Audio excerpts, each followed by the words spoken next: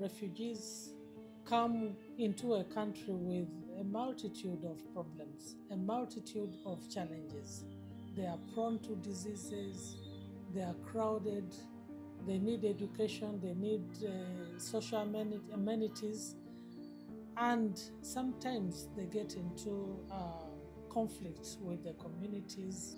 There was a deadly fight in which we lost about 10 refugees who were brutally killed, and it was the saddest moment. So it is very, very important for media capacity to be strengthened so that the media reports correctly. This rural media training in West Nile, where we find many refugee settlements, training has had significant impact. Journalists are trained in ethical reporting, conflict-sensitive journalism, and human rights awareness. The training had an impact, I would say. There were things that we were not doing before, but after the training, we got to learn some other things. We learned that there are laws that govern the refugees in Uganda. You cannot just wake up one morning and you go to any refugee camp or you get a refugee and start talking to them. Media before UNESCO have been facing a lot of challenges. One, they were not, most of them, the media outlets were not trained on refugees issues.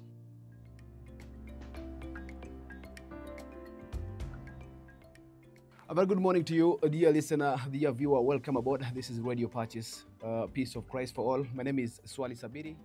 During the 3-day training we had organized by UNESCO, basically about the refugee sensitive conflict reporting, we discussed a lot of things happening in different groups.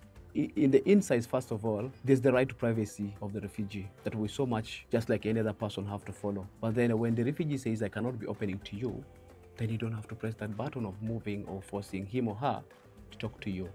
The training has enabled, one, the presenters in these radio stations to be able to tackle especially issues related to refugees. But after the training, I've been able to realize that being a conflict journalist is not a good one. So the training taught us to be peace journalists in a way that when there are issues in the community, the refugees among themselves or between them and the host community, you first go to get the root cause of the problem, and then you understand how these problems can be handled, and then you offer solutions as well in our reportings and also in the way we present them during our live programs.